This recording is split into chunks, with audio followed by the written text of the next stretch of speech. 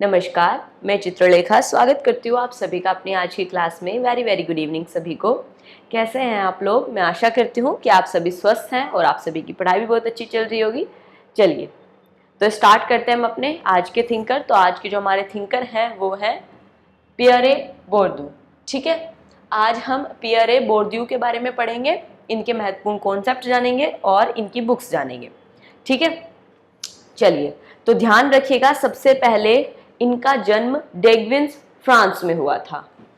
कहां पर हुआ? सबसे पहले जन्म हुआ फ्रांस में।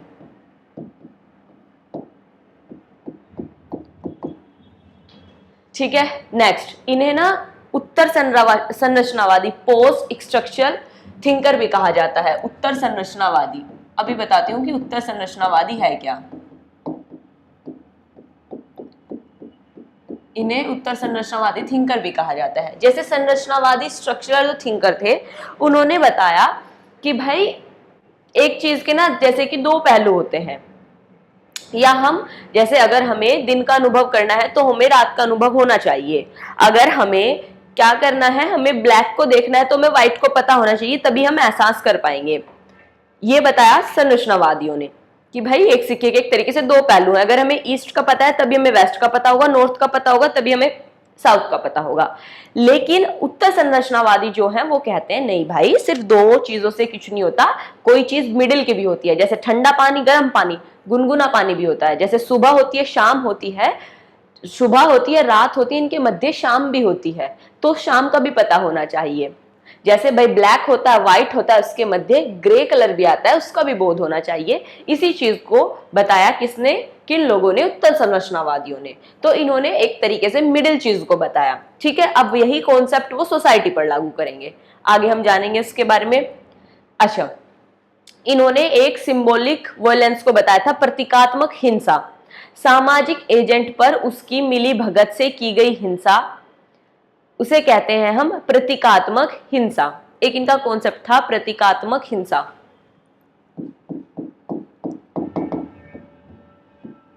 प्रतीकात्मक हिंसा, प्रतीकात्मक हिंसा का अर्थ ये नहीं होगा कि भाई किसी को, इंसान को मार दिया, काट दिया या फिर कुछ ज्यादा ही जुल्म उठा दिए। इसका कहने का मतलब है कि सामाजिक एजेंट, यानी कहीं ना कहीं उसे सोसाइटी ने अधिकार दिया है कि समाज की मिली भगत मिलकर की गई हिंसा, एक तरीके से समाज की व्यवस्था बनाए रखने के लिए जो हिंसा की जाती है, जैसे जेलों में, तो समाज ने उसे क्या दिया है? अधिकार दिया है कि भाई आपको लोगों को सुधारना है, वहां पर लोगों को रखना है, तो उनके लिए कुछ स्ट्रिक्ट रूल होंगे, उसे ही बताया प्रतीकात्मक हिंसा। जैसे कि स्कूल्स, ये क्या है? प्रतीकात्मक हिंसा के एग्जाम्पल है। ठीक है, आई होप यू अंडरस्टैंड। बस इतना ही था प्रतीकात्मक हिंसा।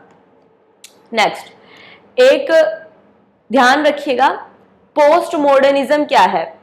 पोस्ट मॉडर्निज्म का मतलब उत्तर आधुनिक क्या है, जिसमें पोस्ट कॉलोनियल और पोस्ट स्ट्रक्चरल दोनों आते हैं। एक शब्द है पोस्ट मॉडर्निज्म।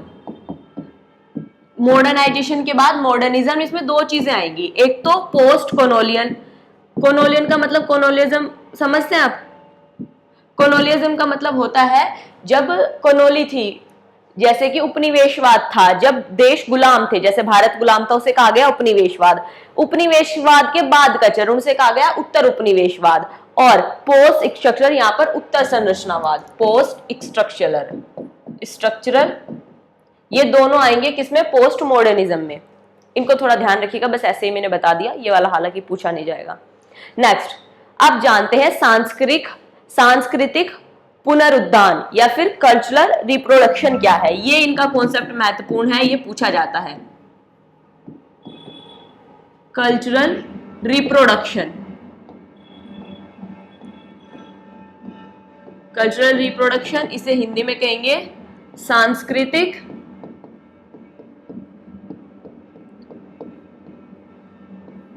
पुनरुद्धान। सांस्कृतिक पुनरुद्धान, ठीक है।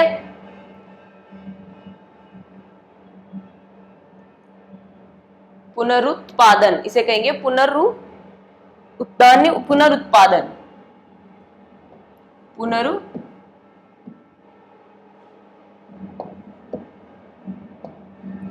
पुनरुत्पादन,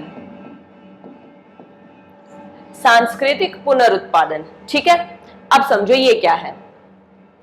वह सामाजिक प्रक्रिया है जिसके माध्यम से संस्कृति को पीढ़ी के बीच पुनरुत्पादित किया जाता है, विशेष रूप से प्रमुख वर्गों की संस्कृति को पुनरुत्पादित करने में शैक्षिक प्रणाली के सामाजिक प्रभाव के माध्यम से।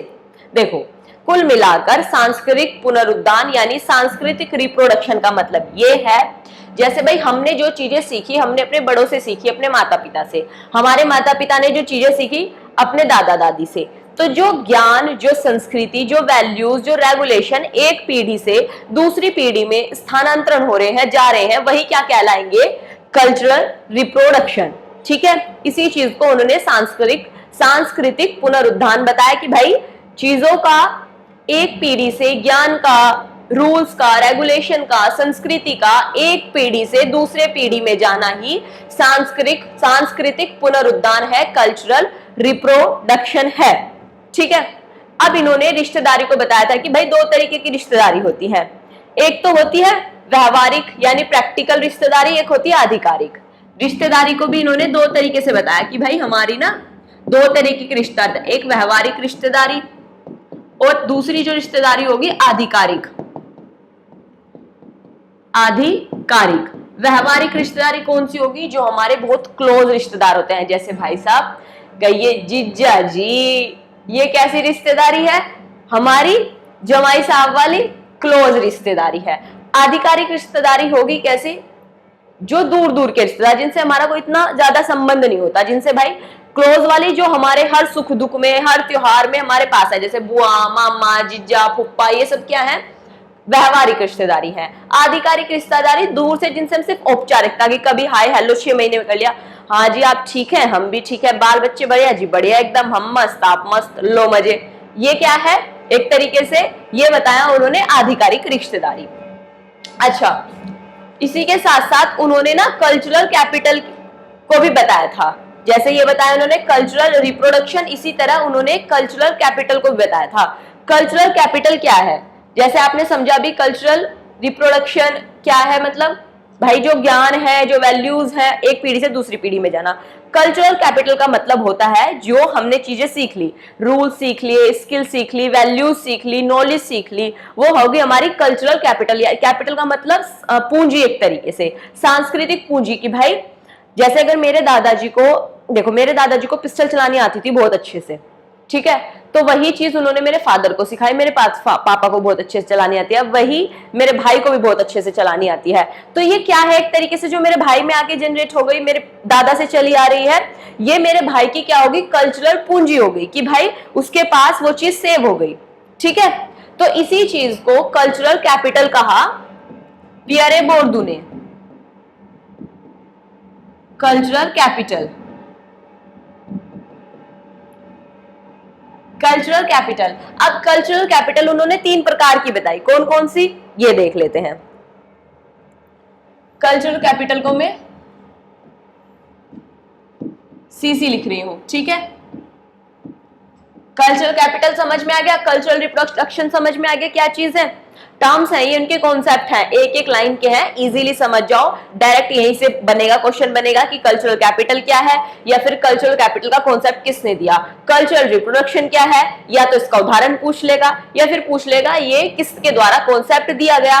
3 चीज बनेगी आपसे, इसीलिए मैं 1 लाइन में समझा रही हूँ, ज्यादा बर्डन नहीं लेना यहाँ पे। जितना ईजी रखोगे चीजों को, कॉन्सेप्ट को, उतना आसानी से समझ आएगा। गुड। अच्छा, सीसी क्या है? कल्चरल कैपिटल, कल्चर कैपिटल, ठीक है। इसमें 3, एक एम्बोडिड, ऑब्जेक्टिफाइड, इंस्टीट्यूशनलाइज्ड। एम्बोडिड, 3 प्रकार, इन्हें इंग्लिश में याद रखना। एम्बोडिड, दूसरा ऑब्जेक्टिफाइड,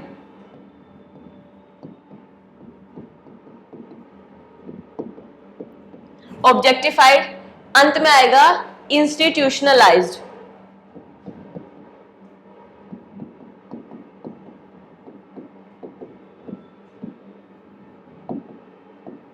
इंस्टीट्यूशनलाइज्ड, अब एम्बॉडिड क्या होता है? एम्बॉडिड का मतलब होता है, जैसे अभी मैंने बताया आपको कि भाई मेरे भाई को शूटिंग अच्छे से आती है, तो वो क्या है? उसकी स्किल है।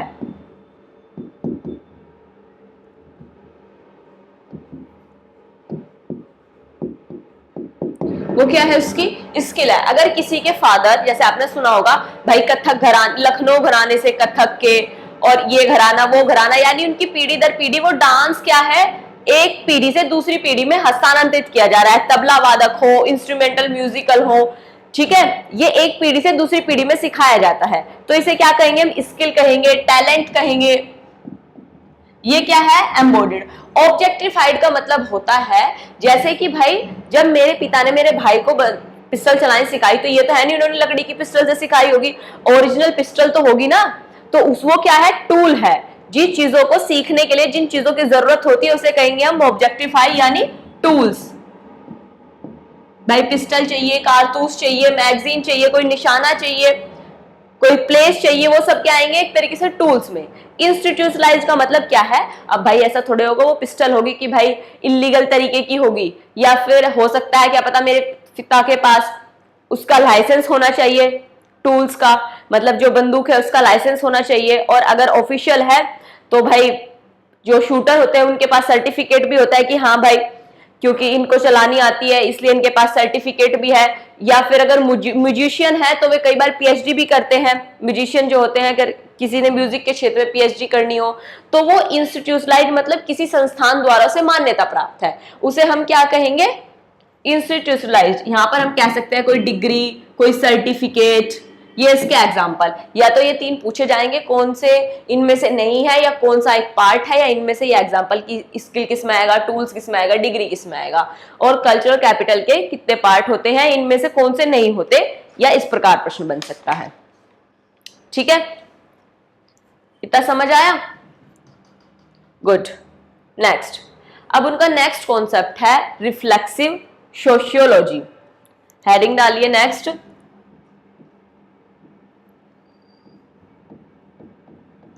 रिफ्लेक्सिव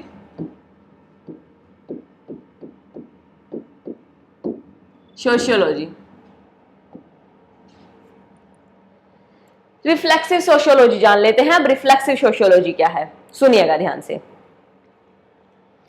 रिफ्लेक्ट का मतलब एक तरीके से आप क्या समझते हैं कि कोई चीज कहीं से टकराई और वापस आई, ठीक है। इसी तरह रिफ्लेक्सिव सोशियोलॉजी का मतलब यह है कि जब भाई कोई थिंकर या कोई रिसर्चर शोध करता है, खोज करता है, किसी चीज पर अपनी कोई धारणा बना रहा है कि भाई जैसे किसी समाज का अध्ययन कर रहा है, तो यहाँ पर रिफ्लेक्सिव सोशियोलॉजी में पियरे बोर्डू कहते हैं कि भैया जैसे हमें कहा गया है कि ब्राह्मण कास्ट में क्या होता है, वहां पर ज्यादा पढ़े लिखे लोग होते हैं और वो लोग हमेशा डोमिनेट करते हैं दूसरी कास्ट पर, ये कहा गया, हम सबको ये पता है। लेकिन पियरे बोर्डू कह रहे हैं कि भाई ये मिथ है, हो सकता है ये चीज गलत हो, आपके जो दिमाग में पहले से ही किसी जाति को लेकर, किन्हीं चीजों को लेकर जो कॉन्सेप्ट है आपके माइंड में, आप उन्हें साइड निकाल कर रख दें कि नहीं ऐसा नहीं है, और आप अपने पूर्वाग्रह से, जिस चीज से आप बायस्ड है, ऑब्सेस्ड है जिन चीजों से, आप उनको माइंड से निकाल कर रख दें और फिर जाकर किसी रिसर्च पर पूरा फोकस करें और देखिए कि क्या वास्तव में ऐसा है या नहीं, तब जाकर ये कार्य करें। इसी को उन्होंने रिफ्लेक्सिव सोशियोलॉजी बताया। मैंने आपको आसान शब्दों में बता दिया। अब मैं किताबी परिभाषा में बता देती हूँ जो शू करके आपके सर के लिए ऊपर से निकल जाएगा, फिर भी सुन लीजिए। रिफ्लेक्सिव समाजशास्त्र 1980 के दशक में समाजशास्त्री पियरे बोर्डू द्वारा विकसित एक सैद्धांतिक ढांचा है। तो ध्यान रखिएगा, रिफ्लेक्सिव सोशियोलॉजी किसने दी? पियरे बोर्डू ने दी। 1980 के दशक में इन्होंने इस सिद्धांत को बनाया, ठीक है।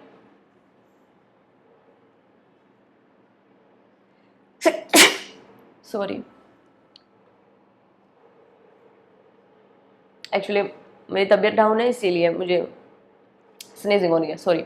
नेक्स्ट, यह समाजशास्त्रियों को अपने स्वयं के पूर्वाग्रहों और मान्यताओं के साथ साथ उन सामाजिक संरचनाओं और शक्ति संबंधों के प्रति जागरूक और चिंतनशील होने के लिए प्रोत्साहित करता है जो उनके शोध को प्रभावित करते हैं। कुल मिलाकर ये है कि भाई रिफ्लेक्सिव सोशियोलॉजी का मतलब ये है, थिंकर शोधकर्ता से कहा जा रहा है कि भैया सुने, आप जिस चीज पर खोज कर रहे हैं, जो आपके दिमाग में पहले से ही चीजें फिट कर दी गई है किसी समाज को लेकर, किसी समाज की संरचना को लेकर, किन्हीं मान्यताओं को लेकर कि ऐसा इसलिए है, आप उसे भूल जाए।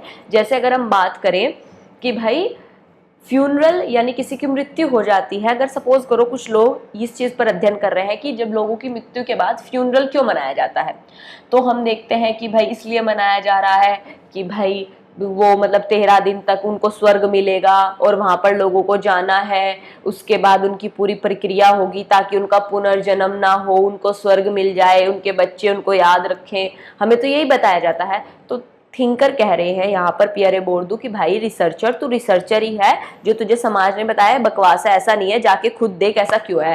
तब जाकर एक शोधकर्ता ने पाया कि भैया ऐसा तो इसलिए है, पुराने जमाने से अगर आदिम काल से देखे तब तो तेरहवीं नहीं मनाई जाती थी ना, ऐसा था कि स्वर्ग में जाएंगे नरक में जाएंगे। तब तो ये कॉन्सेप्ट था कि भाई जो मृत्यु का भय उस परिवार में बैठ गया है, पूरा समूह आता था और साथ में सपोर्ट करता था कि भाई जो इनके अंदर डर बैठ गया है किसी एक चीज को लेकर या इस मृत्यु के गम से कैसे बाहर निकलेंगे, उसके लिए पूरा समाज एकत्रित होकर भूत प्रेत के डरों से बचकर उनके साथ समूह में रहता है थोड़े समय के लिए, ताकि वो उस मृत्यु को भूल जाए, ताकि वो अपनी जीवन जो प्रक्रिया है उसे कंटिन्यू कर सके, अगली दूसरे इंसान की मृत्यु के लिए ना टेंशन में आए कि भाई एक दिन तो हम सबको ही जाना है, अब हम क्या करेंगे कार्य कर कर, क्योंकि समाज की प्रक्रिया तो चलनी ही है। अगर एक परिवार एक मृत्यु से भयभीत होकर कुछ नहीं करेगा, घर में दुबक कर बैठ जाएगा, तो समाज में अवस्था फैल जाएगी। बाद में पता चला वास्तविकता तो फ्यूनरल की ये है, लेकिन समाज ने तो हमारे दिमाग में बैठा रखा है राम राम सत्य है कि भाई स्वर्ग तक पहुंचाना है दद्दा को, इसीलिए की जा रही है 13वीं, बट वास्तविकता कुछ और थी। तो इस चीज को समझने के लिए पियरे बोर्डू कहते हैं कि रिफ्लेक्सिव सोशियोलॉजी को समझो आप। गुड, नेक्स्ट सुनो। वेबर एंथनी गिडेंस भी रिफ्लेक्सिव सोशियोलॉजी के विषय में बात करते हैं। रिफ्लेक्सिव सोशियोलॉजी एक पद्धति है जो समाज शास्त्रियों को अपने अनुसंधान यानी रिसर्च में प्रथाओं में आलोचनात्मक आत्मजागरूक चिंतनशील होने के लिए प्रोत्साहित करती है। ध्यान रखिएगा, मैक्स वेबर और एंथनी गिडेंस भी रिफ्लेक्सिव सोशियोलॉजी पर बात करते हैं। इन्होंने कहा रिफ्लेक्सिव सोशियोलॉजी वो चीज है जो रिसर्चर को और अधिक क्रिटिक बनाता है कि भाई कोई चीज ऐसी है आलोचनात्मक यानी उसका नेगेटिव पक्ष भी दिखा सके समाज में, उसके लिए क्या करता है, जागरूक करता है इंसान को। ऐसा करने से समाजशास्त्री सामाजिक घटनाओं का अधिक बारीकी से अध्ययन और जटिल विश्लेषण एनालिसिस कर सकते हैं, साथ ही ज्ञान की सामाजिक रूप से निर्मित प्रकृति और अनुसंधान प्रक्रिया को आकार देने में शक्ति संबंधों की भूमिका को भी स्वीकार कर सकते हैं। यही चीज समझाई रिफ्लेक्सिव सोशियोलॉजी में पियरे बोर्डू ने, जो मैंने आपको 2 लाइन में समझा दी कि कुल मिलाकर रिफ्लेक्सिव सोशियोलॉजी ऐसी है जो चीजें आपके दिमाग में फिट कर दी गई हैं किसी चीज को लेकर, उन चीजों को ना जाए। जैसे कल को सपोज करो आप अपनी ही जाति में रिसर्च कर रहे हैं कि भाई हमें अपनी जाति में महिलाओं की स्थिति जाननी है, तो आप जिस भी जाति से हैं उसमें कहा गया होगा कि भाई हमारी महिलाओं को पर्दा में इसलिए रखा जाता है क्योंकि समाज के लिए अच्छा है, महिलाएं ज्यादा ना बोले, घर के संस्कार बने रहे कि वो अपने ससुर से ना बतलाएं, अपने जेठ से ना बतलाएं। क्यों?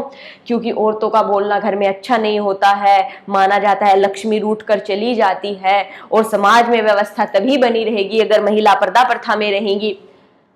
पियरे बोर्डू कहते हैं बकवास है, बिल्कुल मत सुनना, तुम पहले जाकर रिसर्च करो। बाद में पता चला ये तो पर्दा प्रथा इसलिए आई थी ताकि पुरुष इस समाज में डोमिनेट कर सके और महिलाओं को दबा सके, महिलाओं को अपना गुलाम बना सके, क्योंकि वो बराबरी नहीं चाहते थे, वो चाहते थे, ह्यूमन नेचर है कि दूसरे पर डोमिनेट करना, तुम ही बड़े हो, झुकते थोड़ा ही है हम लोग किसी के सामने। किसी से बहस हो जाए, किसी से लड़ाई हो जाए तो हम हमेशा अपने आप को सर्वोपरि दिखाने का प्रयास करते हैं। यही पितृसत्तात्मक सोच है कि भाई महिलाएं कैसे मेन भूमिका में आ जाएंगी, कार्य तो हम करेंगे, ज्यादा शक्तिशाली हम हैं तो जिसके पास ज्यादा पावर, राइट्स भी उसके पास ज्यादा होने चाहिए, ये मानना था। तो पर्दा प्रथा वहां से आई थी। तो इसी चीज को पियरे बोर्डू आपको समझाने का प्रयास कर रहे हैं कि अगर आप अपने ही रिसर्च कर रहे हैं तो चीजों को माइंड से निकालकर बिल्कुल निष्पक्ष होकर कार्य करें। ठीक है, नेक्स्ट आ जाओ। नेक्स्ट उन्होंने 2 कॉन्सेप्ट बताए थे, हैबिटस एंड फील्ड। हैबिटस क्या है इस इंग्लिश में याद रखिए, और फील्ड क्या है यानी क्षेत्र। The habitus and field, habitus and field.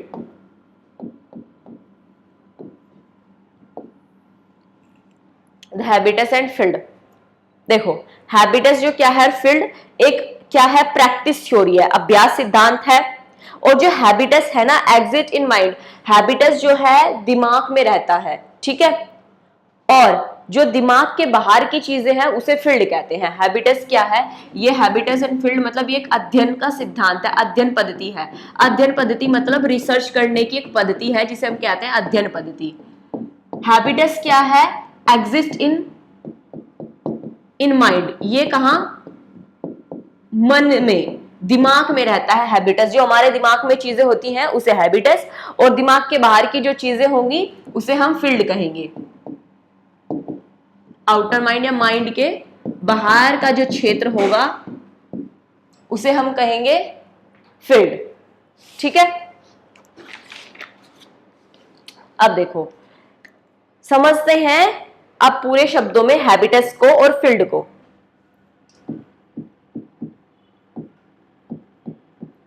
Habits समझ लेते हैं, फिर फील्ड समझ लेंगे, फिर कुछ कुछ छोटे छोटे एक लाइन के कॉन्सेप्ट रहेंगे, दो तीन की आर्थिक पूंजी क्या है, सांस्कृतिक पूंजी, सामाजिक पूंजी, प्रतीकात्मक पूंजी क्या है, ये समझ लेंगे। फिर इनकी लगभग भाई 16 बुक है, वो याद करनी पड़ेंगी। ओहो मारे गए तुम तो, वो 16 बुक याद करनी पड़ेंगी, उनको याद कर लीजिएगा, मैं उनको नोट करा दूंगी, हमारे प्यारे बोर्डू कंप्लीट हो जाएंगे, ठीक है। अब सुनो हैबिटस क्या बताया। हैबिटस मानसिक संरचना है, यानी सोचने समझने की स्ट्रक्चर है जो लोगों के कार्य को नियंत्रित करती है। यह एक संज्ञानात्मक संरचना है जिसके माध्यम से लोग सामाजिक क्षेत्र को देखते, समझते, सोचते और सराहते हैं। आदत समाज द्वारा निर्मित और उत्पादित दोनों होती है। इसका मतलब ये है, हैबिटस जो है ना एक मानसिक संरचना है, एक दिमाग में बैठी हुई एक ऐसी चीज है, जैसे हमें पता है कि अगर हमें पिस्टल चलानी आती है, हमें पिस्टल चला जाकर समाज में सड़क पर धाए धाए धाए धाए करके नहीं चलानी, क्योंकि समाज में अव्यवस्था फैल जाएगी। हमें लोगों को नहीं मारना, क्यों, क्योंकि ये समाज द्वारा हमारे दिमाग में चीज बैठाई गई है कि भाई ये चीज गलत है। ये क्या है, जो ये चीजें बैठाई गई है माइंड में, ये हैबिटस है। हैबिटस क्या करती है, व्यक्तियों के व्यवहार को नियंत्रित करती है, कंट्रोल करती है कि भाई कोई भी व्यक्ति गलत कार्य नहीं करेगा। जैसे सब लोग कपड़े पहनते हैं, अब कोई व्यक्ति बिना कपड़ों के वस्त्रहीन होकर सड़क पर जाएगा तो वो क्या है, उसे अलग से देखा जाएगा कि भाई ये समाज की जो संरचना है उसके खिलाफ चल रहा है, उसके विरुद्ध जा रहा है, सब लोग उसके अगेंस्ट में खड़े हो जाएंगे। तो जो व्यक्ति के व्यवहार को नियंत्रित कर रहा है उसे ही क्या कहा, हैबिटस कहा पियरे बोर्डू ने। इन्होंने कहा कि जिसके माध्यम से लोग जो समाज का जो क्षेत्र है ना, जो सामाजिक एरिया है हमारा, उसको हम देखते हैं, उसको हम समझते हैं कि भाई समाज में लोग कपड़े पहनते हैं, दुकान पे पैसे देकर। पीके वाली थ्योरी नहीं होनी चाहिए। जैसे पीके था ना कि भाई गैजेट से उतरा था, प्लैनेट से उतरा था, कपड़े पहन नहीं रहा था, ऊपर जैकेट पहन लेता, नीचे घाघरा पहन लेता था, तो पीके वाली थ्योरी नहीं चलेगी यहाँ पर। पियरे बोर्डू कहते हैं कि भाई ऐसा नहीं होगा कि तुम किसी से गाजर ले रहे हो और गांधी जी का फटा हुआ नोट का उस पर न्यूज़पेपर से फाड़ कर दे दिया, भाई उसे पैसे ही देने होंगे। इसी चीज को उन्होंने कहा कि हैबिटस है। पीके को हैबिटस का नहीं पता था क्योंकि वो हमारे समाज का नहीं था, तो उसके पास हैबिटस यानी सोचने समझने की मानसिक संरचना नहीं थी, ठीक है, क्योंकि उसका व्यवहार नियंत्रित नहीं हो रहा था। धीरे धीरे जैसे जैसे उसे फिर अनुष्का शर्मा ने सारी चीजें समझाई, वो हैबिटस को समझ गया, फिर वो वेल ड्रेस्ड रहने लगा, वो चीजों को समझने लगा कि भाई इस समाज में इस तरीके से बिहेव करना है, ठीक है। हैबिटस प्राथमिक और माध्यमिक समाजीकरण के दौरान हासिल की जाती है। इन्होंने कहा देखो, हैबिटस दो तरीके से हम प्राप्त कर सकते हैं, मतलब प्राथमिक समाजीकरण और माध्यमिक समाजीकरण, दो शब्द आए यहाँ पर, प्राथमिक समाजीकरण और माध्यमिक समाजीकरण। प्राथमिक समाजीकरण का मतलब जब बच्चा पैदा होता है तो 6 महीने का वो ना एक्सप्रेशन देने स्टार्ट कर देता है, आप उसकी तरफ को हंसते हो, वो स्माइल पास करता है, आप उसे कहोगे फिंगर ऑन योर लिप्स, वो फिंगर रखेगा अपने लिप्स पर, आप उसको कुछ सिखाओगे, वो बोलेगा नहीं कि क्लैपिंग करो तो क्लैपिंग करेगा। ये क्या है, परिवार एक तरीके से अपने बच्चों को चीजें सिखाता है, ठीक है। तो ये क्या हो रहा है भाई, उसे ये तो नहीं कहा जाता बचपन से ही कि तू गाली दे या उसके हाथ में पिस्टल पकड़ा देते कि ढाई ढाई करके मार दे। उसे अच्छी अच्छी चीजें सिखाते हैं, राधे राधे, नमस्कार करना, उसे एक तरीके से प्यार बांटना सिखाते हैं। वो क्या है, वो है प्राथमिक समाजीकरण, यानी जब परिवार द्वारा किसी बच्चे को समाज के नियम कायदे कानून समझाए जाते हैं। फिर माध्यमिक कार्यक्रम मतलब माध्यमिक समाजीकरण क्या होता है, जब वह बच्चा थोड़ा बड़ा हो जाता है और अपने घर परिवार से निकलकर प्ले स्कूल में जाता है, जब वहां पर फिर उसे टीचर सिखाते हैं कि भाई ये समाज है, आपको क्लास में इस तरीके से बैठना है, आपको रोना नहीं, आपको बदतमीजी नहीं करनी, आपको जो होमवर्क दिया जाए वो कंप्लीट किया जाए। तो हैबिटस की जो विधि है वो बचपन से ही स्टार्ट हो जाती है, प्राथमिक समाजीकरण से और माध्यमिक समाजीकरण के मध्य हम चीजें सीख जाते हैं, वही हैबिटस है। I hope you understand. अब सुनो, विभिन्न सामाजिक समूहों के समाज अलग अलग अनुभव और जीवन की संभावनाएं होती हैं, इसलिए हर समूह की हैबिट्स एक जैसी नहीं होती। कहा गया है जैसे भाई हमारे यहाँ सिखाया जाता है हिंदू समाज में, हिंदू समाज छोड़िए पूरे भारत में सिखाया जाता है कि भाई चोरी करना पाप है, हमें हद से ज़्यादा पैसा नहीं कमाना, हमें सिर्फ उतना ही कमाना है जितना हम कंट्रोल कर सकें। कंट्रोल का मतलब अपनी जीवन शैली अच्छे से व्यतीत कर सके, लोगों का भला कर सके, ये हमें हमारे समाज में सिखाया जाता है। वहीं अगर आप अमेरिका में जाएंगे तो वहाँ पर पेरेंट्स का बच्चों से इतना लगाव नहीं होता, वहाँ के पेरेंट्स अपने बच्चों को इतना ज़्यादा नहीं सिखाते, वो सिर्फ उन्हें खिला पिलाकर मुश्किल से 18 साल का करते हैं, फिर कहते हैं भाई भागो तुम्हारी ज़िंदगी है, तुम्हें जो करना है करो। हमारे यहाँ 28 साल तक के लौंडे को पालते रहते हैं भाई साहब, घर में पड़े पड़े को बाप की, नहीं बेटा अभी तुम पढ़ लो, सरकारी नौकरी की तैयारी कर लो, अभी क्या करोगे तुम कुछ करके, अभी तो तुम्हारे नन्हे मुन्ने बच्चे हो। ठीक है, तो इनका कहने का मतलब ये है कि हैबिटस जो है, हर जरूरी नहीं कि हर समाज में पूरी दुनिया में हैबिटस एक जैसा होगा, हैबिटस अलग होगा। जैसे हिंदू समाज के बच्चे का हैबिटस सोचने समझने की क्षमता अलग होगी, मुस्लिम समाज के सोचने समझने के बच्चे की क्षमता अलग होगी, इस्लाम धर्म के और यहूदी धर्म के और ईसाई धर्म के जो बच्चे होंगे सब में अलग अलग हैबिटस होगा, ये कहा है पियरे बोर्डू ने। अच्छा, इसमें उन्होंने बताया कि ये क्या होता है, जो हैबिटस होता है टिकाऊ होता है, हस्तांतरित होता है। टिकाऊ का मतलब उस बच्चे के दिमाग में ये चीजें रहती हैं, वो अपनी आने वाली पीढ़ी को भी क्या सिखाता है, यही चीजें सिखाता है। दूसरा, यह समाज के द्वारा निर्मित होता है हैबिटस। तीसरा, अभ्यास से। भाई एक दिन आपको अपने बच्चों को बोल दिया कि चीटिंग नहीं करनी, तो क्या वो एक बार में समझ जाएगा? उसे बार बार सिखाना पड़ता है जब तक वो बड़ा नहीं हो जाता कि आज आप पेंसिल उठा के लाए हो किसी, कल वापस करके आना है, ये गलत बात है। कल वो किसी की रबड़ ले आएगा, बोले आज रबड़ वापस करके आनी है। किसी का लंच बॉक्स ले आएगा कि आज वापस करके आना है, कि आपको चीटिंग नहीं करनी, चोरी नहीं करनी, ये बार बार सिखाया जाता है। इस दुनिया को देखने और कौशल के तरीके शामिल है, मतलब इसमें हैबिटस में क्या है, फिर दुनिया को देखते हैं कि भाई अच्छा ये बड़ा ही है, ये कार्य करता है, इस प्रकार चीजें बनाता है, ये पेंटर है, ये इस प्रकार चीजें बनाता है, फिर ये चीजें ऑब्जर्व करी जाती हैं। इसी चीज को उन्होंने हैबिटस बताया। ठीक है, आई होप हैबिटस आप अच्छे से समझ गए। अब फील्ड को समझ लेते हैं, फील्ड क्या है। पियरे बोर्डू सामाजिक दुनिया को कई अलग अलग क्षेत्रों में विभाजित करते हैं। भाई पूरी दुनिया को ना वे अलग अलग क्षेत्रों में विभाजित कर लेते हैं, जैसे भी मान सकते हैं हम कि एशिया, यूरोप और north America, south America, Africa, Europe, इस तरीके से। ठीक है, पियरे बोर्डू दुनिया को अलग अलग क्षेत्रों में विभाजित करते हैं, जिसमें से प्रत्येक के अपने अनूठे नियम, ज्ञान और पूंजी के रूप में है। इन्होंने कहा कि भाई पूरी दुनिया को उन्होंने ना अलग अलग भागों में बांट दिया। कहा कि भाई जो भारत के लोग हैं, यहाँ के नियम कायदे कानून जो है, यहाँ का साहित्य, यहाँ का साइंस अलग है, यूरोप का अलग है, अफ्रीका कॉन्टिनेंट का अलग है, नॉर्थ अमेरिका का अलग है, साउथ अमेरिका का अलग है, ये चीज गई उन्होंने। तो ये उन्होंने क्या करा, क्षेत्रों को अलग अलग भागों में बांट दिया, इसी को उन्होंने क्षेत्र कहा। फिर आगे कहते हैं वो कि विभिन्न सामाजिक क्षेत्रों को प्रतिष्ठित किया जा सकता है, कि भाई जिस क्षेत्र को आप क्या कर रहे हैं, अगर आप किसी का अध्ययन कर रहे हैं, किसी एक तरीके से कहिए अगर आप किसी राज्य का अध्ययन कर रहे हैं, जैसे उत्तर प्रदेश को ले लो, तो अगर आप उत्तर प्रदेश का अध्ययन कर रहे हैं तो आप उसे ना पहले क्षेत्र में बांट लो कि भाई पश्चिमी उत्तर प्रदेश, पूर्वी उत्तर प्रदेश, दक्षिणी उत्तर प्रदेश, उत्तरी उत्तर प्रदेश। इससे क्या होगा, आपको पता चल जाएगा कि भाई जैसे पूर्वी उत्तर प्रदेश है, यहाँ पर कौन सी जाति ज्यादा निवास करती है, यहाँ का कल्चर कैसा है, यहाँ की भाषा कैसी है, यहाँ की साइंस कैसी है, दक्षिण वालों उत्तर प्रदेश की कैसी है, पूर्व वालों की कैसी है, उत्तर वालों की कैसी है। तो अगर आप ऐसे भागों में बांट कर इन्हें डिवाइड कर कार्य करेंगे तो आप चीजों को बेहतर तरीके से समझ पाएंगे। ठीक है, यहाँ की कला, साहित्य, विज्ञान सब कुछ अलग अलग मिलेगा आपको। I hope you understand.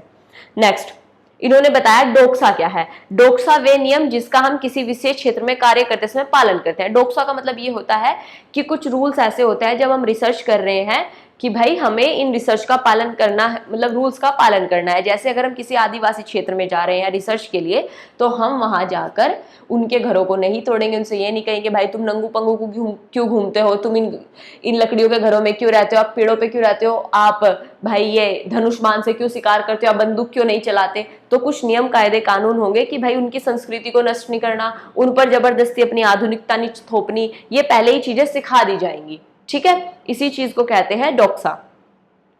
Next, यह क्षेत्र एक प्रकार का प्रतिस्पर्धा बाजार है जिसमें आर्थिक, सांस्कृतिक, सामाजिक, प्रतीकात्मक विभिन्न प्रकार की पूंजी नियोजित और तैनात की जाती है। अब पियरे बोर्डू कह रहे हैं कि जो है क्षेत्र है, उस क्षेत्र में सारी चीजें अलग मिलेंगी, जैसे भाई आर्थिक गतिविधि मिलेंगी, सांस्कृतिक गतिविधि मिलेंगी, सामाजिक प्रतीकात्मक चीजें अलग अलग मिलेंगी, तो वहां पर कॉम्पिटिशन होता है लोगों में। ठीक है, इस चीज को भी बताते हैं पियरे बोर्डू, तो ध्यान रखिएगा थोड़ा सा इसका भी। चलो, जैसे आर्थिक पूंजी क्या है? आर्थिक पूंजी का मतलब, जैसे आप देखेंगे कि पश्चिम उत्तर प्रदेश में क्या है, बड़ी जमीनें हैं ज्यादातर लोगों पर, ठीक है, तो इसे बताया उन्होंने कि भूमि संपत्ति ये आर्थिक पूंजी है। सांस्कृतिक पूंजी का मतलब है कि एक तरीके से जो एक पीढ़ी से दूसरी पीढ़ी में सांस्कृतिक ज्ञान आ रहा है। सामाजिक पूंजी का मतलब है जो समाज में जो मूल्यवान संबंध है एक दूसरे से। फिर प्रतीकात्मक पूंजी का मतलब किसी सम्मान और प्रतिष्ठा से उत्पन्न किसी पूंजी को प्रतीकात्मक पूंजी कहेंगे। तो बस पियरे बोर्डू ने फील्ड का कॉन्सेप्ट ये बताया, हैबिटस का बताया, रिफ्लेक्सिव का बताया कि रिफ्लेक्सिव सोशियोलॉजी क्या है और कल्चरल कैपिटल क्या है। यही चीज, कल्चरल रिप्रोडक्शन, यही 4-5 उनके कॉन्सेप्ट थे जो हमें याद रखने हैं।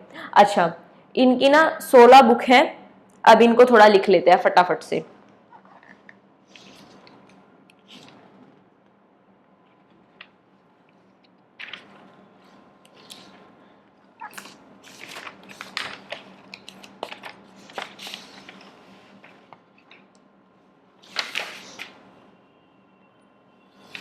चलिए, फिर हमारे मिशेल फोकोल्ट बच जाएंगे, मिशेल फुको, हम उनको भी कंप्लीट कर लेंगे फिर साथ के साथ। पहले फटाफट से बुक्स लिख लेते हैं ये।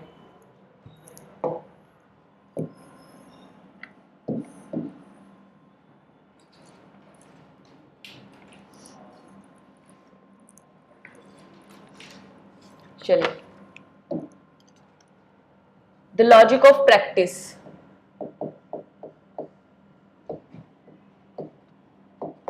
The logic of practice,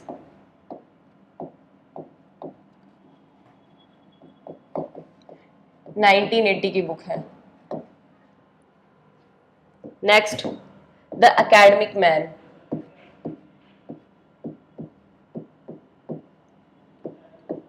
academic man 1984 की बुक है। नेक्स्ट है distinction,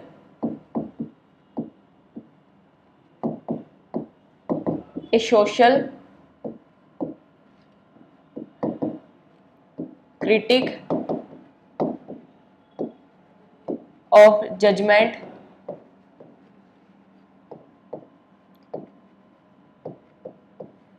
a social critique judgement of test.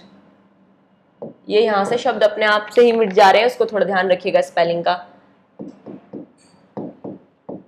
Test 1984। Next 4th book है फॉर्म्स ऑफ कैपिटल,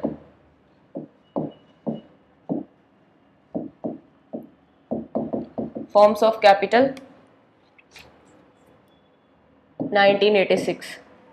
नेक्स्ट है लैंग्वेज एंड सिंबॉलिक पावर,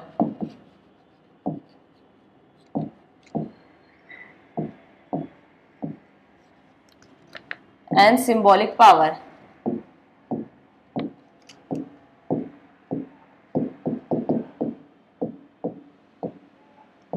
1991 की।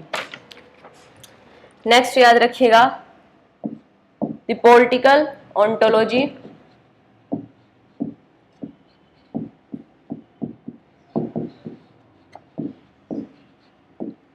ontology of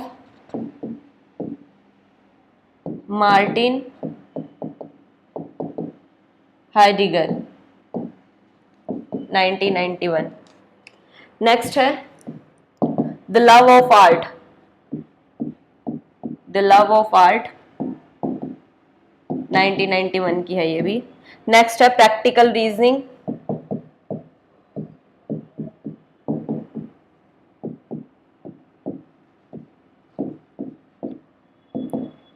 practical reasoning 1998।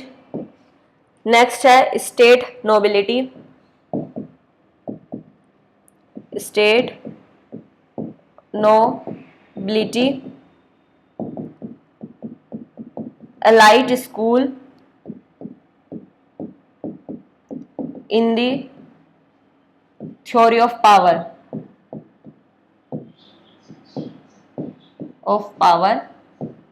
1998 की book है। Screenshot ले लीजिए इसका, फिर नेक्स्ट पे चलते हैं।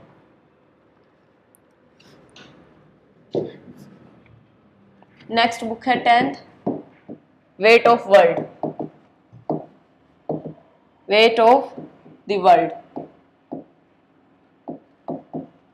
वेट ऑफ द वर्ल्ड, ये 1999 की है। नेक्स्ट है on television,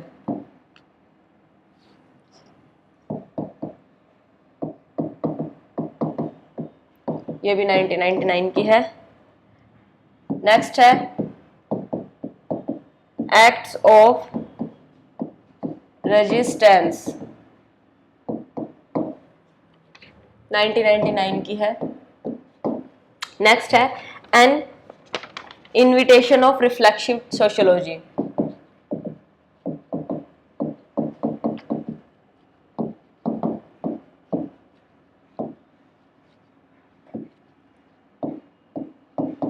N invitation of reflexive sociology 1992 की है।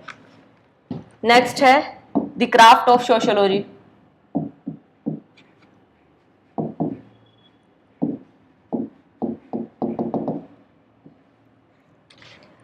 नेक्स्ट है the social structure of economy,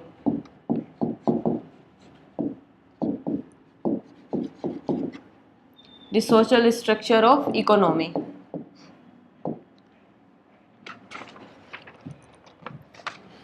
next है पास्केलियन मेडिटेशन,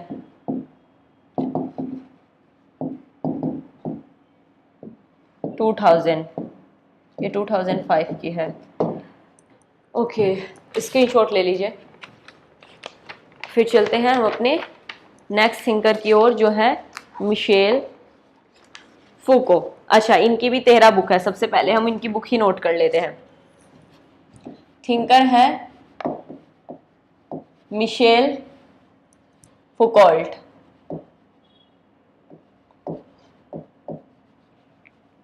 मिशेल फुकॉल्ट 1926 से 1984। अब इनकी बुक लिख लेते हैं पहले। इनकी भी 13 बुक हैं। Madness and civilization first book है,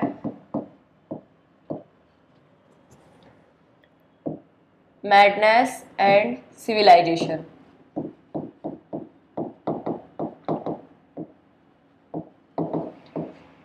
1961 की। The father's number,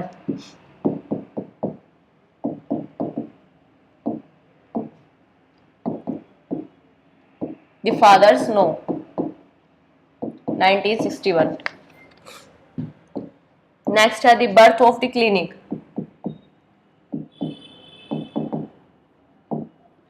the birth of the clinic 1963। Next है the order of things,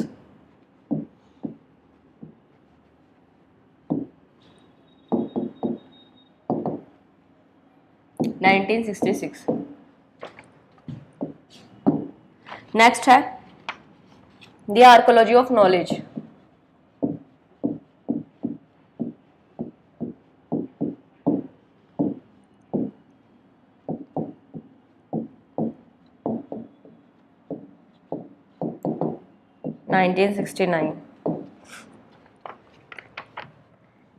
next है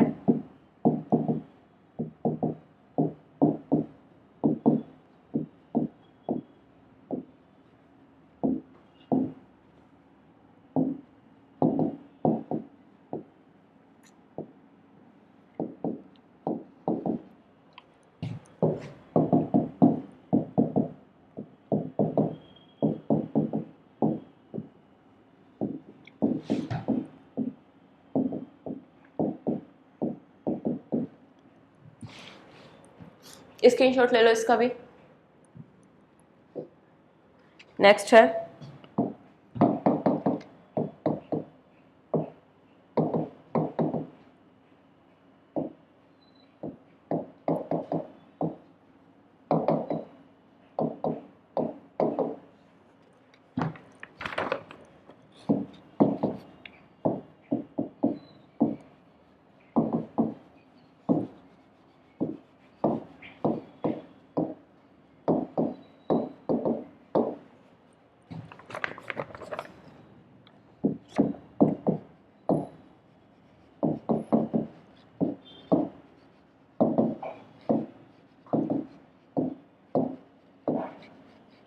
ये एक ही शब्द है, इनलाइटमेंट है।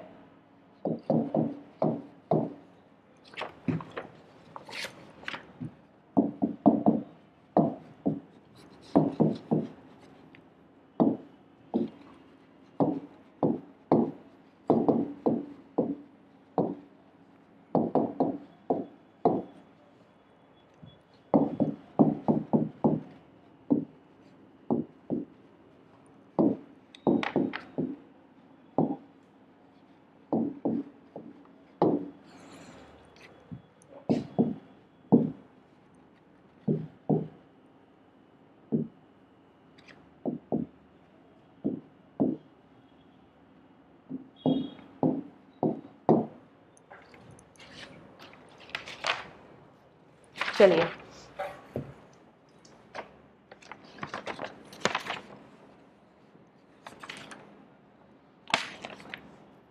स्क्रीनशॉट ले लीजिए।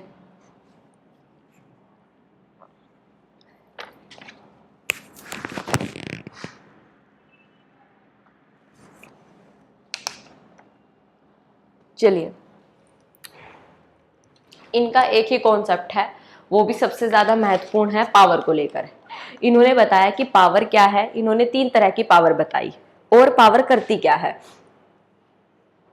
इन्होंने बताया कि जो शक्ति है ना, वो लोगों के व्यवहार को नियंत्रित करती है। जैसे जेल है, जेल में आपने अगर कभी गए हो, बीच में एक टावर सा लगा होता है जिसपे एक सैनिक खड़ा होता है जो जेल की निगरानी करता है। तो ये क्या करता है? इसका मतलब जो टोटल इंस्टीट्यूशन होता है, पूर्ण संस्थान है जेल। जेल जो है, जो पुनः समाजीकरण करता है लोगों का, उनके व्यवहार को नियंत्रित करने के लिए ये पिलर बनाया गया है। ये क्या है? पावर का एक सिंबल है। अब देखो, इन्होंने बताया शक्ति क्या है। फुकोल्ट के अनुसार शक्ति हर जगह है, क्योंकि हर जगह से आती है, क्योंकि शक्ति का प्रयोग व्यक्तियों की पसंद और नियमों के माध्यम से किया जाता है। शक्ति है वो हर जगह विद्यमान है। भाई घर में भी होती है कि भाई जिसके पास ज्यादा पावर वो उसकी चलती है घर में। लेकिन अब इन्होंने बताया कि कुछ लीगल शक्ति होती है, कुछ इलीगल शक्ति होती है, उनको हम जानेंगे। फुकोल्ट के अनुसार शक्ति केवल एक भौतिक शक्ति नहीं है। भौतिक का मतलब जो सिर्फ दिखाई दे कि भाई हमारे पास पैसा ज्यादा, हमारे पास बंगला ज्यादा, हमारे पास गाड़ी ज्यादा, बल्कि सभी प्रकार के रिश्तों और स्थितियों से उभरने वाली एक व्यापक शक्ति है जो एक दूसरे के साथ संबंधों को निर्धारित करती है। बल्कि शक्ति वो है कि भाई जिससे, अगर कई बार ऐसा होता है किसी इंसान का दिल बहुत अच्छा होता है कि भाई चलो हम, तुम गरीबी में हो, तुम्हारे साथ साथ समस्या है, हम आपकी मदद कर देते हैं। ये भी क्या है? एक तरीके से शक्ति है कि भाई अपने परिवार की, अपने सदस्यों की, अपने रिश्तेदारों की मदद की और उसे उस परेशानी से निकाल दिया। इसे भी उन्होंने क्या कहा? शक्ति कहा। अब उन्होंने 3 तरह की शक्ति बताई। एक सोवरेन शक्ति, संप्रभु शक्ति, एक बताई उन्होंने अनुशासनात्मक शक्ति, और एक उन्होंने बताई बायो पावर को बताया उन्होंने जैव शक्ति। 3 शक्ति बताई। कौन कौन सी देख लेते हैं। एक बताई उन्होंने 3 प्रकार की बताई कि शक्तियों के ना 3 प्रकार हैं। संप्रभु शक्ति, एक बताई उन्होंने अनुशासनात्मक शक्ति, और एक बताई उन्होंने जैव शक्ति। अब इन तीनों को पहले सुन लो मेरी भाषा में, उसके बाद में किताबी भाषा में समझा दूंगी। बस यही 3 कॉन्सेप्ट है उनके। संप्रभु शक्ति उन्होंने बताई कि जब कोई एक प्रभु हो, जैसे पुराने जमाने में राजा होते थे, क्या कहते थे? सरिता, सर को चलवा दिया जाए इसका हाथी के पैर के नीचे। ये क्या था? संप्रभु शक्ति थी कि एक ही इंसान के हाथ में सारी पावर है। वो चाहे तो जीवन दान दे, चाहे तो मृत्यु दे, वो उसी की मर्जी। मेरी मर्जी, मैं चाहे ये करूं, मैं चाहे वो करूं। ये क्या है? मेरी मर्जी। तो वो मेरी मर्जी क्या है? संप्रभु शक्ति थी उस राजा की। एक फिर आती है अनुशासनात्मक शक्ति। अनुशासनात्मक शक्ति में क्या करते हैं? मारते पीटते नहीं, ना किसी एक व्यक्ति का डोमिनेंट रहता, लेकिन समाज में नियम कायदे इस प्रकार बना दिए जाते हैं कि लोग अपने आप वही कार्य करते हैं। जैसे सीसीटीवी कैमरे का लगा होना एयरपोर्ट पर। एयरपोर्ट पर जाकर हम बदतमीजी नहीं करते, हमें पता है बहुत सहज सभाओं में जाकर काउंटर पे पूछना है कि फ्लाइट की टाइमिंग क्या है, अपनी चीजें दिखानी है और जाकर चुपचाप फ्लाइट में बैठ जाना है। क्यों? क्योंकि सीसीटीवी कैमरे लगे हुए हैं, वहां पर गार्ड्स खड़े हुए हैं। ये क्या है? अनुशासनात्मक शक्ति है। एक है जैव शक्ति। जैव शक्ति का मतलब ये होता है जब हमें किसी की जनसंख्या नियंत्रित करनी हो। जैसे कि एक तरीके से हम कह सकते हैं, जैसे भारत में क्या हुआ था, राजीव गांधी जी के द्वारा चलाया गया था जनसंख्या नियंत्रण प्रोग्राम चलाया गया था। तो नसबंदी करवा दी गई थी लोगों की जबरदस्ती, किस लिए? ताकि जनसंख्या को नियंत्रित कराया जा सके। थी तो शक्ति, वो कौन सी शक्ति होगी? बायो पावर, कि भाई उनके पास पावर है, उन्होंने करा दी। जैसे हिटलर ने यहूदियों को मरवा दिया था गैस चैम्बर में बंद करवा के, वो क्या थी? वो जायल शक्ति थी। उसकी जनसंख्या को नियंत्रित करने के लिए, मृत्यु को बढ़ाने के लिए, प्रजनन क्षमता को नियंत्रित करने के लिए, बीमारियों के प्रबंधन के लिए जब ऐसा किया जाए, जैसे कई बार आपने देखा होगा चाइना में मुर्गियों को मरवा दिया, क्यों? ताकि उनकी जनसंख्या नियंत्रित की जा सके। वो क्या है? जायल शक्ति का उदाहरण है। तो यही 3 चीज थी बस, और यही चीज समझाई है आपको मैंने अपनी भाषा में। यही चीज अब किताबी भाषा में पढ़ लेते हैं। क्या है? सुन लीजिए किताबी भाषा में। तो सुनिए, सॉवरेन पावर क्या है, यानी संप्रभु शक्ति। संप्रभु शक्ति में राजा या केंद्रित सत्ता के व्यक्ति के कानून का पालन शामिल है, यानी जो केंद्रीकृत शासक होगा, जो राजा होगा, उसने जो कायदे कानून बनाए हैं उनका पालन करना है। द हिस्ट्री ऑफ सेक्सुअलिटी, जो भी बुक लिखवाई है इनकी, द हिस्ट्री ऑफ सेक्सुअलिटी जो बुक है इनकी, में फुकोल्ट लिखते हैं कि संप्रभु शक्ति का सबसे अच्छा प्रदर्शन जीवन लेना या जीवन देने के अधिकार में किया गया, कि भाई वो व्यक्ति या तो जीवन ले सकता है या जीवन दे सकता है। उदाहरण के तौर पर मोनार्की, राजा पुराने जमाने में। ठीक है। अब अनुशासनात्मक शक्ति, ये शक्ति का एक तंत्र है, पूरा एक जाल है जिसमें बहुत सारे लोग सम्मिलित होते हैं, जो अनुपालन प्राप्त करने के लिए बल या जबरदस्ती का उपयोग नहीं करते। वो ये नहीं कहते पिस्टन का सीधे सीधे ऐसे चलो, वहां पर सिर्फ गार्ड्स खड़े रहते हैं और हमें पता रहता है हमें खुद क्या करना है। क्यों? क्योंकि सीसीटीवी कैमरा है, गार्ड्स खड़े हुए हैं, वो जबरदस्ती नहीं करेंगे। लेकिन इतनी हमें समझदारी है, मेट्रो में जाकर थूकना नहीं है, नहीं तो हमारी पिटाई हो जाएगी। ये क्या है? अनुशासनात्मक शक्ति है। ठीक है। व्यक्तियों को अपने व्यवहार को नियंत्रित करने की अनुमति के लिए रोजमर्रा की संस्थाओं और बातचीत पर निर्भर करती है। इसे निगरानी की जटिल प्रणालियों की सहायता से लागू किया जाता है। निगरानियों की मतलब कहीं पर सीसीटीवी कैमरे लगे हैं, कहीं पर लोग सिर्फ देख रहे हैं नजरों से, गार्ड खड़े हुए। निगरानी से सिर्फ इसे इंप्लीमेंट किया जाता है कि ताकि लोग अनुशासन में रहे। पहला, अनुशासनात्मक में ना 3 मॉडल बताए इन्होंने। 3 मॉडल है। पहला है हायरार्की मॉडल है, हायरार्की ऑब्जर्वेशन। अधिकारियों उन सभी चीजों की निगरानी करने की क्षमता जो नियंत्रित करते हैं। मतलब भाई अधिकारी बनाए गए हैं कि भाई जो समाज में व्यवस्था चल रही है, अनुशासन, रूल्स और रेगुलेशन होना चाहिए। जैसे डीएम अपने जिले में अनुशासन बनाकर रखता है। वो क्या है? एक निगरानी का एक तंत्र है कि भाई वो देखेगा कोई अव्यवस्था ना फैले। दूसरा इन्होंने बताया नॉर्मलाइज जजमेंट, यानी सामान्य निर्णय। मतलब कि एक तरीके से अगर कोई व्यक्ति जिले में चोरी कर लेता है तो उसे पकड़कर जज के सामने ले जाया जाता है। जज साहब देखते हैं ओहो इससे चोरी क्यों की, फिर उसकी बात सुनते हैं, उसे जेल में भेज देते हैं। दूसरा क्या है? अनुशासन बनाने के लिए पहले तौर पर हायरार्की में डीएम थे, दूसरे पर नॉर्मल जजमेंट आ गया कि भाई किसी ने चोरी की, पकड़ा, उसे बाद में दंड दे दिया। फिर एक तीसरा आता है जिसे हम कहते हैं यूज ऑफ एग्जामिनेशन, विषयों का निरीक्षण और लोगों के बारे में सामान्य निर्णय लेने के लिए परीक्षा का उपयोग करना। मतलब एक तरीका इन्होंने बताया कि परीक्षा की तैयारी करे कि भाई अगर क्या करना है, अनुशासन बनाए रखना है, किसी को भर्ती करना है समाज में, तो एग्जाम ले, एग्जाम कंडक्ट कराए, इसकी परीक्षा ले, वो परीक्षा पास करेगा तो वो शक्ति के मामले में शामिल हो जाएगा।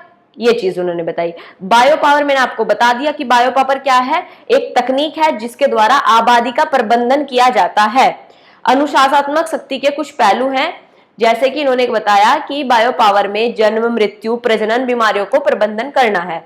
फूको के अनुसार जायर शक्ति 2 रूप में है, एक एनाटोमा पॉलिटिक्स है और एक है बायोपॉलिटिक्स। एनाटोमा पॉलिटिक्स क्या है? जिसमें लक्ष्य मानव शरीर को अनुशासित करना हो, उसकी कामुकता को, यानी जब बच्चे पैदा ना करने देना हो। जैसे उदाहरण भारत का था, जनसंख्या नियंत्रण के लिए नसबंदी कराना। ये क्या है? एनाटोमी पॉलिटिक्स है। बायो पावर 2 तरह की, एक एनाटोमी पॉलिटिक्स और एक बायोपॉलिटिक्स। ये लिख लो, एनाटोमी पॉलिटिक्स, एनाटोमी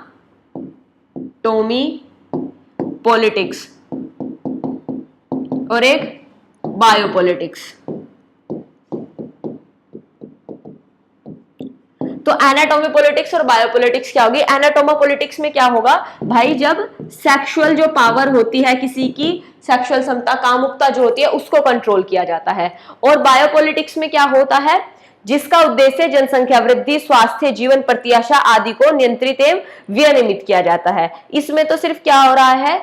सिर्फ सेक्सुअल चीजों को कंट्रोल किया जा रहा है। यहाँ पर किया जाएगा कि भाई और चीजें भी आएंगी कि भाई चीजों को समझाया जाए, नारे लगवाए जाएं, समाज में व्यवस्था बनाई जाए, जनसंख्या वृद्धि ना हो, लोगों का स्वास्थ्य सही रहे। तो भाई जिनमें मुर्गियों में चिकनगुनिया हो रहा है, जिनसे बीमारी फैल रही है, उनको मार दिया जाए। अधिक से अधिक ऐसे कार्य किया जाए ताकि लोगों की जो लाइफ जीने की जो समय है वो बढ़ जाए, जीवन प्रत्याशिता बढ़ जाए। ये क्या है, बायोपॉलिटिक्स बताई उन्होंने। ठीक है, दोनों ही मामलों में समाज जीवन को एक राजनीतिक वस्तु के रूप में देखते हैं कि भाई राजनीति का एक पहलू है दोनों ही मामलों में। जीवन क्या है कि भाई पॉलिटिक्स से इन्फ्लुएंस है, कि भाई ये राजनीति के लिए, एक समाज व्यवस्था के लिए खतरा है। तो इसी चीज को उन्होंने अपनी पावर में 3 चीजों में बताया। तो इनका सबसे फूको का यही था, पावर किस प्रकार नियंत्रित करती है। 3 प्रकार की पावर होती है, कौन कौन सी होती है मैंने आपको क्लियर कर दिया, और इनकी बुक्स, इससे ज्यादा इनसे प्रश्न नहीं बनता। ठीक है, तो आज हमारे 2 थिंकर हो गए। चलिए मिलते हैं नेक्स्ट क्लास में, तब तक के लिए धन्यवाद, थैंक यू वेरी मच। आपने अपना इतना प्रीशियस समय हमें दिया।